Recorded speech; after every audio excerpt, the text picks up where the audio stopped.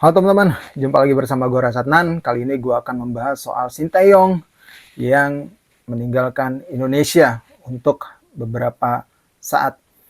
Yang saat ini kita ketahui bahwa memang dikabarkan oleh Ketua Umum PSSI, Coach Sinteyong sudah meminta izin cuti ataupun mengambil izin cuti.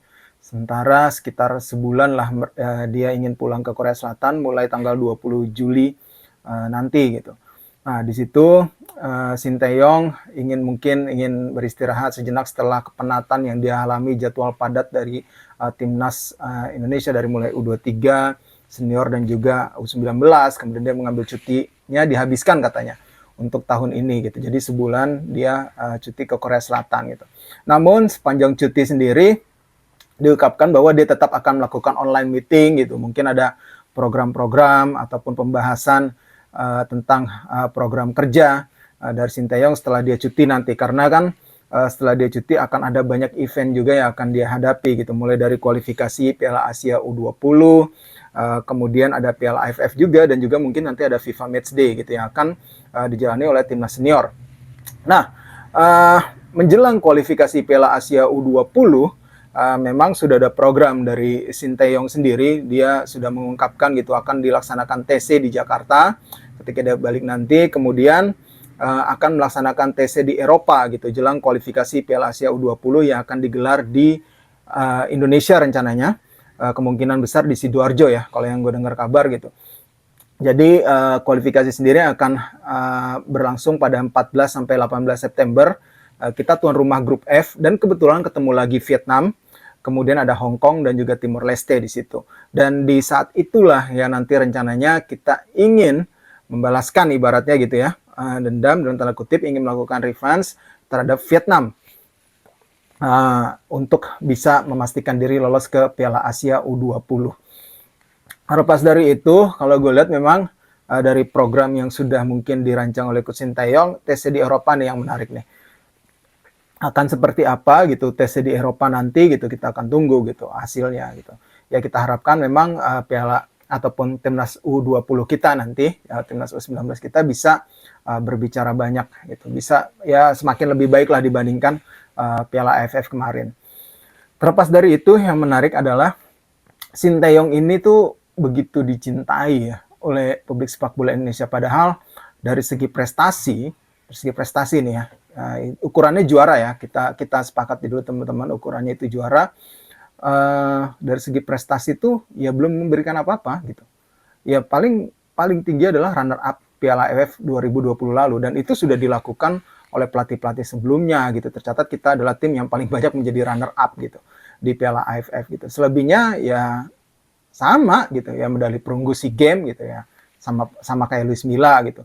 Ya kalau bisa dibilang, kalau dengan catatan pelatih yang lebih baik mungkin untuk pelatih lokal ya adalah Coach Indra Safri gitu. Kalau gue bisa bilang ya ini fair gitu, karena ini kenyataannya seperti itu. Coach Indra itu juara di level U16, dia juara HKFA waktu itu Invitation di U16. Kemudian U19 dia berhasil membawa tim menjadi juara Piala AFF U19 2013 eranya Evan Dimas. Itu tidak bisa diraih oleh Coach Sinteyong. Kemudian di U22 gitu, kita atau Coach Indra Safri juara di Piala AFF U22 waktu itu. Sementara Coach Sinteyong tidak bisa karena waktu itu memang kita mengundurkan diri juga pada tahun kemarin gitu, pada tahun ini gitu. Kita mengundurkan diri di ajang tersebut karena COVID ya, karena banyak pemain terkena COVID, akhirnya kita membatalkan diri ikut serta di AFF U22 gitu. Dan di SEA Games gitu, Coach Indra bisa mencapai medali perak, sementara Indonesia hanya medali perunggu di tangan Sinteyong gitu. Hanya timnas senior aja nih Coach Indra yang belum kan, karena memang belum mendapatkan kepercayaan untuk memegang timnas senior. Tapi Coach Sinteyong sudah berprestasi. Akhirnya setelah 15 tahun dia berhasil membawa timnas kita kembali lolos ke putaran final Piala Asia 2023 tahun depan.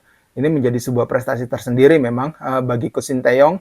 Dan kenapa sih dengan tidak adanya prestasi mungkin misalnya ya prestasinya itu tadilah yang saya sudah sebutkan gitu. Tapi kan prestasi itu ukurannya juara ya, kita sepakati dulu tadi. Kenapa dengan hasil seperti itu publik sepak bola Indonesia itu begitu sangat mencintai Sinteyong gitu.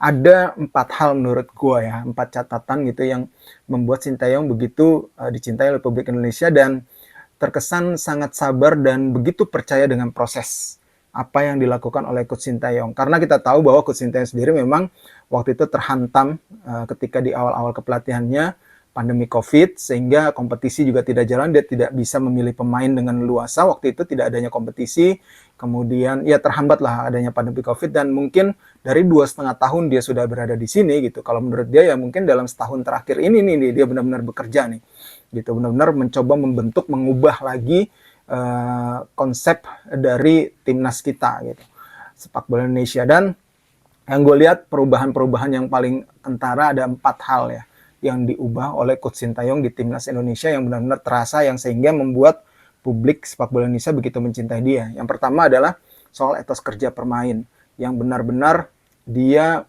memilih pemain berdasarkan performa pemain yang mau bekerja keras. Nah, itu dia tuh Sintayong gitu. Jadi dia mencoba memilih dengan fair gitu pemain pilihan dia untuk masuk starting 11. Bahkan pemain-pemain bintang pun ya kalau misalkan itu attitude-nya jelek ya langsung dicoret sama dia gitu. Dia paling tidak suka pemain yang berbohong. Itu yang menjadi yang penekanannya dia ya, pemain yang berbohong dan juga terlambat. Itu yang menjadi penekanan dia dalam hal disiplin di timnas Indonesia. Kemudian mentalitas pemain yang dia ubah gitu. Lalu dulu seperti yang dia pernah ungkapkan, kalau ketemu lawan yang di atas kertas katanya kuat, para pemain kita tuh udah cepet down gitu, udah kalah duluan sebelum bertanding. Tapi hal itu diubah oleh Coach Sintayong gitu. Ketika kemarin kualifikasi Piala Asia 2023, kalau teman-teman ingat gitu, dia sempat ada video lah gitu, dia marah-marah ngingetin pemain, lu harus tegakin kepala, banyak memang yang meremehkan kalian gitu, tapi kalian harus membuktikan bahwa kalian bisa. Dan itu dilakukan oleh timnas kita di kualifikasi Piala Asia 2023 kemarin di Kuwait, dan hasilnya kita lolos ke putaran final Piala Asia. Kemudian itu mentalitas yang paling terasa juga, mentalitas pemain itu benar-benar luar biasa gitu. Kemudian yang ketiga adalah regenerasi pemain. Regenerasi pemain ini yang paling gue lihat paling awal dari Coach Sintayong itu terjadi ketika Piala AFF 2020 ya. Ini benar-benar mengejutkan pemilihan skuad yang dia pilih gitu. Rata-rata kita adalah tim dengan rataan pemain termuda waktu itu. Kemudian berhasil lolos hingga ke runner up Piala AFF 2020. Waktu itu kita tidak diunggulkan sama sekali. Bisa dibilang kita tidak diunggulkan gitu. Dan kita mampu membuktikan dengan barisan muda itu, Coach Sintayong bisa dibilang memotong 1-2 generasi pemain lah gitu, yang dibawa ke timnas senior, hingga akhirnya bisa berprestasi. Dan itu benar-benar memunculkan euforia lagi, kepercayaan lagi masyarakat, sehingga Sintayong begitu dicintai gitu. Dan yang keempat adalah memunculkan potensi pemain gitu.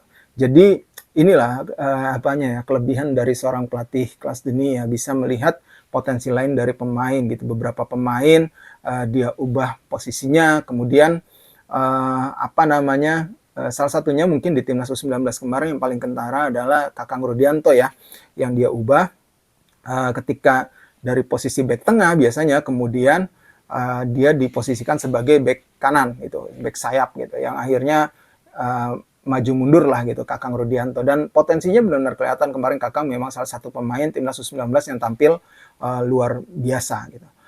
Ya, itu tadi sedikit pembahasan gue tentang Sintayong yang akhirnya mengambil cuti dulu sementara pulang ke Korea Selatan. Mudah-mudahan setelah dia cuti ada program yang memang berjalan dengan baik dan akhirnya bisa menghadirkan lagi situasi yang kondusif bagi timnas kita dan timnas kita bisa berprestasi. Oke, sekian dulu dari gua. Terima kasih buat kalian semua. Sampai jumpa lagi.